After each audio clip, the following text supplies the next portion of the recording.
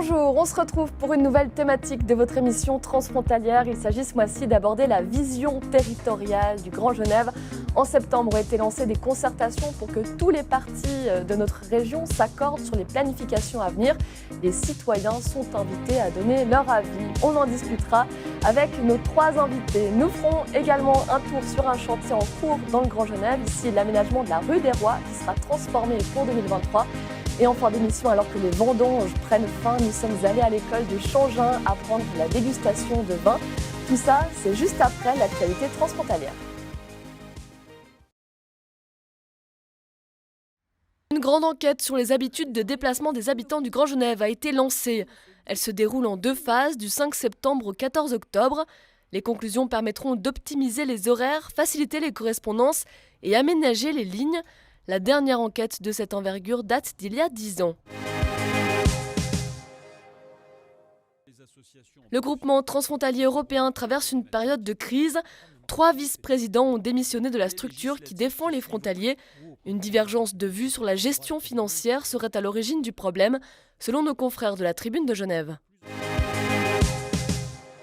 187 communes sur 209 ont éteint leur lumière le 23 septembre pour La Nuit est belle. L'événement du Grand Genève avait lieu pour la 3e fois.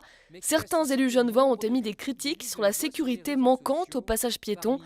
Les organisateurs attendent de tirer un bilan complet avant de procéder à des ajustements pour 2023. Le Grand Genève veut aller de l'avant ensemble avec des lignes communes. Pour ce faire, des discussions sont menées entre tous les partis, France, Nyon, Genève, et dans une perspective de neutralité carbone pour 2050. On en discute avec nos invités. Ariane Widmer, bonjour. Bonjour. Urbaniste cantonale, copilote de la démarche Vision territoriale transfrontalière. Nathalie Lauriac, bonjour. Bonjour. Chef de projet concertation pour l'État de Genève. Et puis bonjour à vous, Carole Vincent. Bonjour. Vous êtes maire de Nédan. Ariane, vous copilotez ce projet de vision territoriale. On a l'impression qu'on a déjà essayé dans le Grand Genève de faire ça plein de fois, de se mettre autour d'une table, de papoter. Qu'est-ce qui change cette fois ? Voilà, donc il faut effectivement insister que ça s'est déjà fait dans le Grand Genève. Je pense qu'il y a vraiment une belle tradition de collaboration qui existe depuis de nombreuses années. Cette démarche précise maintenant, elle est effectivement, je crois, quand même très, très différente des précédentes parce qu'elle a une ambition, disons, commune. Elle suit une ambition commune qui est celle de la neutralité carbone. Ce qui signifie que le chemin à parcourir et la manière de réfléchir à notre territoire va nous amener des solutions, je crois, très différentes, va nous obliger de passer des chemins, je crois, pas toujours simples. Et par contre, ce que je sais, c'est qu'on ne réussira que si le support sera, disons, du plus grand nombre. Nathalie Lauriac, vous êtes vraiment dans le cœur du sujet, puisque vous êtes avec ces citoyens. Qu'est-ce que ça apporte d'avoir l'avis des Français, des Genevois, des Nyonnais, de la société civile ? C'est essentiel pour construire une vision territoriale qui soit partagée.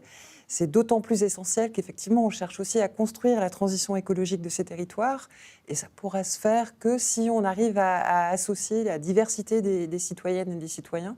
C'est eux qui pratiquent, qui habitent, qui travaillent sur ce territoire, qui exercent des loisirs et qui vont nous apporter aussi leur point de vue pour savoir comment on vit demain, en fait, sur ce territoire-là. Mais les citoyens qui vont venir dans cette vision territoriale, c'est des citoyens qui sont plutôt quand même convaincus.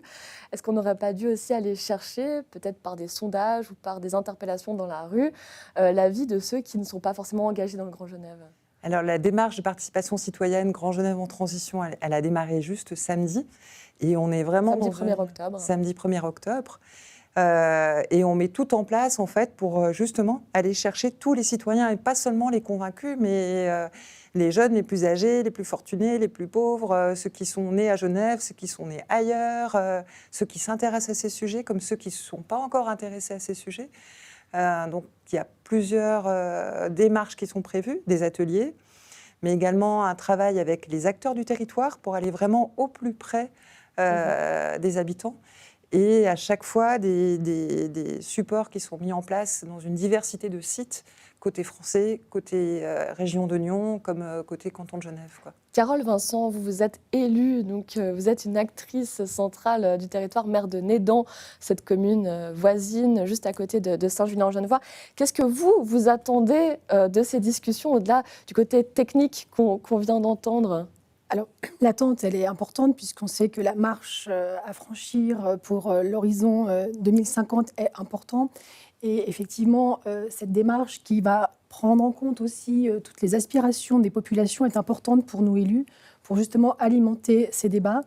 Et puis, que l'on puisse construire ensemble un territoire plus équilibré et qu'il ne l'est aujourd'hui, puisque on se rend compte quand même dans nos échanges que nous avons des points de convergence en tant qu'élus et techniciens, mais quelques points malgré tout où l'appui des citoyens et nos visions partagées devront nous faire arriver à cet état 2050. Ouais. Ariane Widmer, vous évoquiez la neutralité carbone, hein, c'est ça qui change tout actuellement. Il faudrait qu'on divise par 10 nos émissions carbone. On est dans une région très riche, une région qui consomme beaucoup. Ça paraît, désolé de casser peut-être l'ambiance, mais complètement utopique de se dire qu'on y arrivera en 2050, sachant aussi que des projets Grand Genève sont en train de naître, mais ont été pensés en 2010, 2005 peut-être.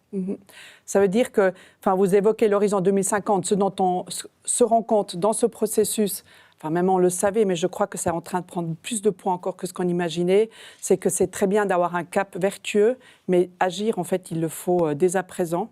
Donc il faut aussi, parallèlement à ça, et je crois qu'aussi les différentes participations, qu'elles viennent des communes ou des citoyens ou des institutions par ailleurs, en fait, nous amènent à dresser finalement une liste d'actions long terme, oui, mais aussi des actions court et moyen terme. Donc il y a des choses qu'on peut déjà changer dès à présent. Et maintenant, cette question de la marche, l'organisation du territoire va effectivement contribuer qu'en partie à réussir à descendre ce chemin dans cette pente très abrupte. Mais je crois que non seulement on peut être plus vertueux parce qu'on arrive à diminuer les déplacements, parce qu'on a plus de proximité, un logement ou des loisirs ou bien des services plus proches de son chez-soi. Mais parallèlement à ça, je crois que l'organisation du territoire, elle s'adresse aussi à la question de nos modes de vie. Et donc, elle va contribuer à faire évoluer des modes de vie. Et je crois que, par ailleurs, si vous voulez, la société, on le sait, évolue. Nos jeunes n'ont plus tout à fait les mêmes aspirations que nous. Peut-être les valeurs évoluent également. Et je crois que c'est vraiment dans un ensemble le plus large possible, en fait, qu'on doit s'inscrire. Et je crois que la vision territoriale, avec concrètement l'organisation de nos territoires, ça va être une partie de la solution, mais ça ne va pas fournir l'ensemble des solutions. Nathalie Lauriac, quand on essaye d'imaginer cette vision territoriale, on voit qu'il y a déjà plein de choses qui essayent de se mettre en place. Il y a plus de covoiturage, on essaie d'encourager la mobilité douce. Il y a des choses qui se font déjà. Par contre, pour le 2050, il faudrait aller beaucoup plus vite. Est-ce que dans ces discussions, dans ces ateliers qui sont menés depuis septembre, est-ce qu'on devrait être complètement inventif, essayer d'être révolutionnaire dans l'approche, c'est-à-dire dire, bon, imaginons une Genève sans voiture ou des choses comme ça. Est-ce que c'est plutôt ça l'approche ou est-ce qu'il faut rester pragmatique ? Je pense qu'il faut faire confiance aux habitantes et aux habitants du territoire, en fait, pour faire des propositions qui soient les plus pertinentes possibles. Et les plus pertinentes possibles, effectivement, pour transformer nos manières de produire, nos manières de consommer, nos manières de voyager, de se déplacer, d'occuper nos loisirs, etc. Quand on voit ce premier temps d'échange, donc samedi 1er octobre, les propositions des participants sont assez fortes, assez radicales et plutôt très conscients des changements à mener. Qu'est-ce qu'on a, par exemple ? Je ne vais pas m'en souvenir, mais... La nourriture, produire localement. La nourriture de proximité. Oui. Dans l'atelier dans lequel j'étais, c'est un élément qui est sorti très fort. Et c'est quand même un changement de paradigme de vouloir se nourrir avec ce que ce territoire peut nous offrir. De transformer les modes de production et de privilégier la permaculture, d'essayer de réduire drastiquement l'usage des voitures, uniquement les déplacements qui seraient urgents et plus que nécessaires et incapables de se faire autrement. privilégier le vélo, la marche, privilégier aussi des entreprises qui s'appuient sur une économie circulaire, donc qui réemploient l'ensemble des ressources du territoire, des logements qui soient très pauvres en consommation d'énergie, des logements qui permettent aussi de faire des choses ensemble, de partager des usages, partager des biens, partager des services. Il y a une incroyable richesse, mais il y a aussi du débat, et plus ça va avancer, plus on va aller aussi sur des débats. Carole, Vincent, vous, on imagine en tant qu'élu que vous devez rester assez pragmatique puisque vous avez aussi des citoyens qui vous ont fait confiance et vous leur devez aussi en retour quelques grandes lignes. Quand vous percevez ce qui se dit là autour de cette table, qu'est-ce que vous en pensez ? Je pense qu'effectivement, on est là aussi pour entendre nos citoyens. Nous ne sommes que l'échelon d'après et nous sommes là pour entendre les citoyens. Donc, on peut aussi se permettre d'avoir une vision complètement, un projet peut-être complètement fou. Il faut accompagner aussi. Et je pense que notre rôle, c'est justement de tester les choses. Et puis, je rejoins complètement Mme Widmer sur le fait il y a des choses pratiquement qui peuvent se mettre en place très rapidement pour engager des dynamiques et tester des choses. Donc voilà, je pense que c'est très important pour être dans le pratique. Mais il faut aussi garder cette ligne sur le long terme et puis oser être fou, nous aussi, parfois. Par exemple, un aidant, qu'est-ce qu'on pourrait faire qui soit fou? Un aidant, qu'est-ce qui soit fou? Un aidant sans voiture, nous aussi. Non, on se rend bien compte qu'on a un gros travail, des gros enjeux entre nos territoires et j'espère vraiment que d'un point de vue aussi de la gouvernance et de nous entendre sur ce que j'exprimais au préalable, sur ce déséquilibre de notre territoire, où effectivement aujourd'hui quand on parle de logement à proximité de son lieu de travail, c'est un des enjeux majeurs et peut-être que cette urgence finalement climatique va peut-être nous imposer, même nous élus de part et d'autre de cette frontière très, très matérialisée maintenant, de devoir se poser des vraies questions sur tous ces enjeux de mobilité. Si on vous suit, vu que Genève, quand même, c'est cette ville-là qui attire, qui est très, très attractive, si on fait des logements qu'à côté de notre travail, ça veut dire qu'on doit loger tout le monde dans Genève. Nous avons de quoi loger les habitants de nos entreprises.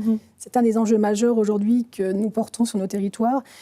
Je ne peux pas faire une sortie sans rencontrer un chef d'entreprise ou une collectivité territoriale qui ne peut plus recruter parce que, effectivement, nous n'avons plus les moyens sur nos territoires français de loger nos travailleurs en euros. Donc, on voit bien qu'il y a un très gros déséquilibre qui se crée et que si, en tout cas, la transition doit nous amener quelque chose, pour moi, le maître mot, ce sera l'équilibre et puis l'équité.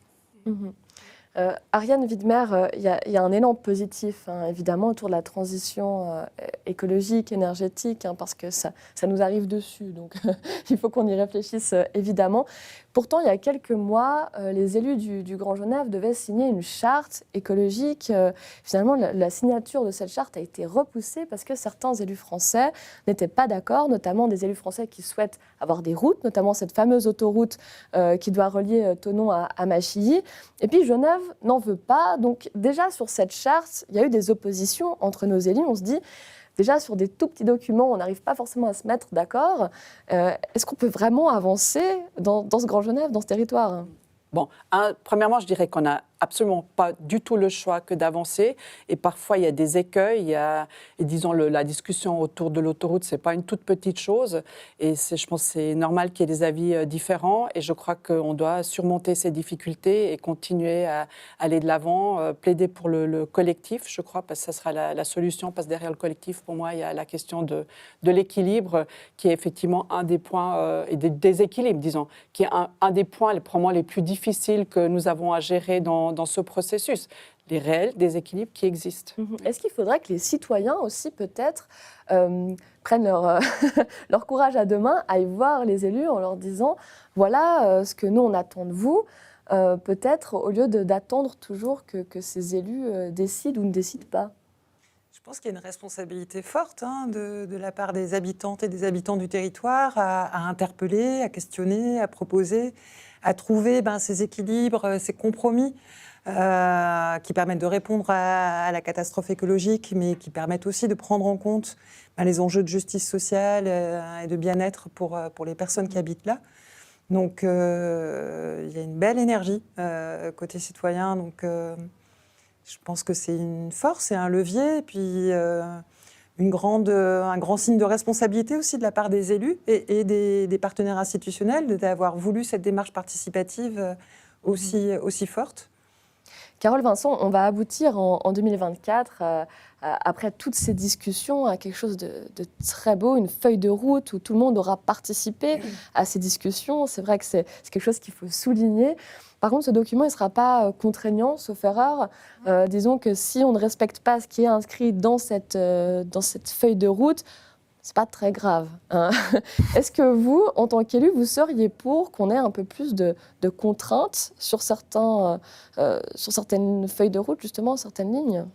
Alors oui, on pourrait, mais j'ai envie de dire que tout va dépendre de la qualité des débats et jusqu'où on va être en capacité d'aller de part et d'autre pour finalement s'approprier les uns les autres tous les sujets. Voilà, je pense que c'est très important. Vous, par exemple, vous avez un énorme enjeu autour du logement, hein, vous le disiez, oui, parce que quand on préparait cet entretien, vous me disiez qu'il y a énormément de tournus. Les habitants viennent, repartent. On vit un territoire particulier. Les habitants ne sont pas attachés à un village ou autre. Moi, tous les habitants que je rencontre qui arrivent sur ma commune viennent pour travailler à Genève, soyons clairs. Donc aujourd'hui, on voit bien cette interdépendance de notre territoire et de la nécessité de vraiment travailler sur le fond. Et quand vous parliez de devoir loger tout le monde, c'est une vraie question. Et pour moi, je ne veux pas que l'on sorte de ces ateliers sans avoir été au fond des sujets et au fond des démarches. Si ça doit être des petits sujets et qu'on élude les sujets principaux, pour moi, on aura manqué. Et effectivement, le document qui en découlera n'aura aucune valeur, entre guillemets, ou en tout cas n'aura pas la force nécessaire pour être appliqué.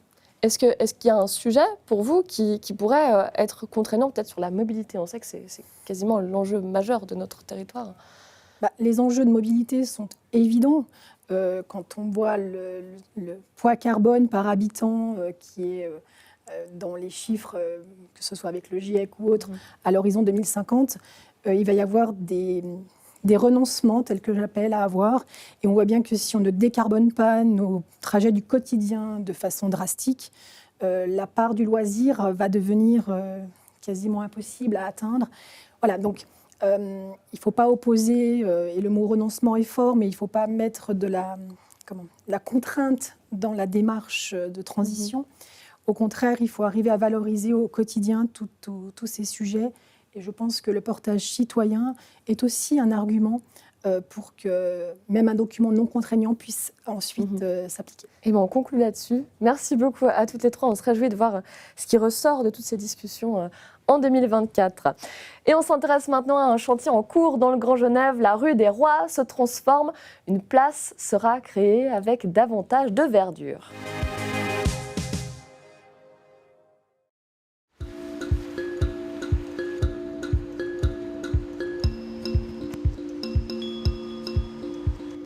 Nous nous trouvons à la rue des Rois, sur le chantier qui a débuté à l'automne 2021. Alors il s'est fait dans un premier temps des réseaux souterrains et puis maintenant on est passé sur la phase aménagement. Donc l'objectif c'est de transformer cette rue. Il s'agit de faire une place qui restera traversée par de la circulation mais limitée à 20 km/h. Et puis une place plantée avec une zone de détente, une fontaine, des terrasses de commerce. Plantation au printemps prochain et puis fin des travaux, on l'espère, pour l'été prochain.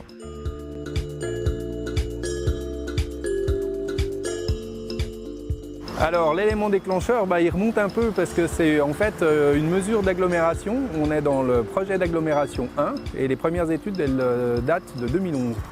Et donc en fait c'est en lien avec la création du TCOB. C'est le tram Cornavin, Aunay, Bernay. Il avait été identifié que ce secteur et notamment cette rue était un peu un point de convergence de toutes les mobilités.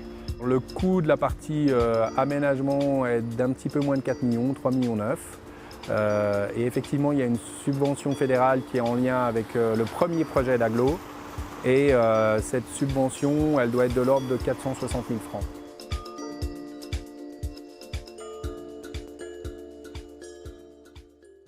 Et en ce mois d'octobre, les vendanges touchent à leur fin. Le précieux jus va être travaillé jusqu'à aboutir aux bouteilles de la cuvée 2022. En attendant, comment déguster le vin? Nous sommes allés à l'école de Changin qui propose aux novices de s'initier avec des cours du soir.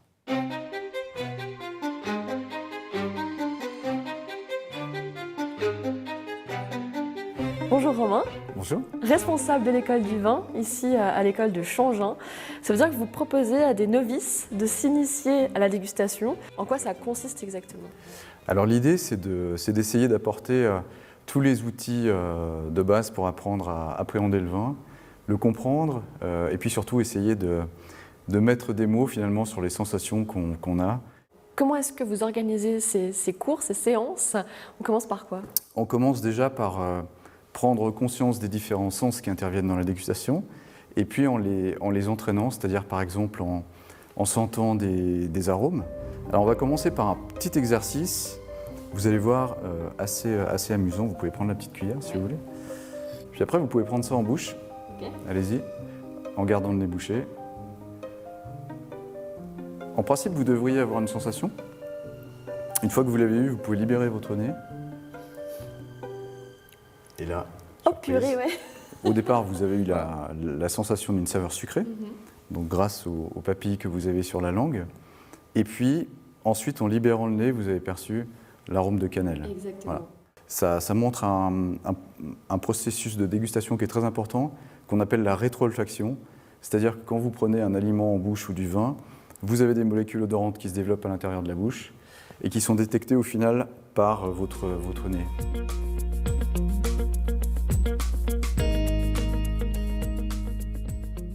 Donc déjà, une chose qu'il faut savoir, c'est comment tenir son verre, toujours par le pied, jamais par le bol, sinon évidemment on va réchauffer le vin. Après, dans la description du vin, il y a toujours 3 étapes. On commence par le visuel, et ce qu'on fait généralement, c'est qu'on penche un petit peu le verre pour obtenir un disque, et puis ensuite on décrit ce qu'on voit. Voilà. Il y a plusieurs choses qu'on observe, comme par exemple la limpidité, la brillance. On décrit aussi l'intensité de la couleur, les nuances éventuellement qu'on va percevoir. Et puis ensuite, on passe à la partie olfaction. Donc là, ça commence à se compliquer un petit peu généralement. Donc on fait un premier nez, sans agiter son verre, ce qui nous permet de percevoir des odeurs qui peuvent être très fugaces et disparaître par la suite. Et puis ensuite, on peut agiter. Ça peut nous évoquer plusieurs choses, par exemple une impression de fraîcheur, une impression de maturité, une impression d'un vin un peu vieux, parfois un défaut, des choses comme ça. Ça peut arriver parfois, quand on sert un vin à quelqu'un, que la personne dise « Ouh, alors ça c'est très acide » ou alors « c'est très sucré ».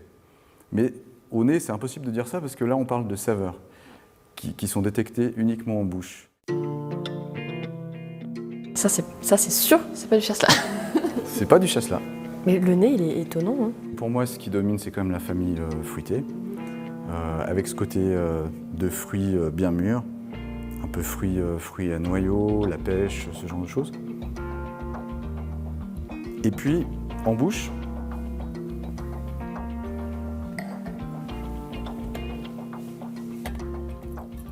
et on est sur un monocépage, donc il n'y a qu'un seul cépage qui a servi à vinifier ce vin. Il s'agit du Viognier, je ne sais pas si vous connaissez. Puis j'ai choisi un vin genevois. Quand on est en soirée avec des amis, on n'ose pas trop parler du vin parce que c'est quelque chose de très protégé. Est-ce que vous incitez les gens à quand même en discuter autour des tables et puis de parler de ses perceptions, même si on n'est pas sûr du cépage que c'est à la fin? Alors les personnes qui viennent suivre des cours chez nous savent qu'après elles ont une certaine responsabilité puisque c'est elles qui doivent choisir le vin, au restaurant ou à la maison parfois. Mais oui, bien sûr, nous on encourage. C'est vraiment ce qu'on essaye de faire ici à Changin, c'est d'essayer d'apprendre le vin avec des mots simples. Après, il y a aussi une chose qu'il faut voir, c'est que le contexte aussi est très important. Alors c'est clair que dans un cours ici, les vins, on les décortique, on est concentré, on est dans des conditions idéales pour la dégustation. Quand on est chez soi, dans un dîner entre amis par exemple, ou dans un salon, on va déguster des vins, ou on rencontre avec un vigneron, tout ça, ce sont des contextes différents qui vont influencer aussi notre perception. Donc voilà, après, le plus important au final, quand on déguste un vin, c'est quand même le plaisir, quoi. C'est la fin de cette émission. Merci de nous avoir suivis. On se retrouve très vite pour une nouvelle thématique de votre émission. Belle soirée sur Les Monts Bleus. Au revoir.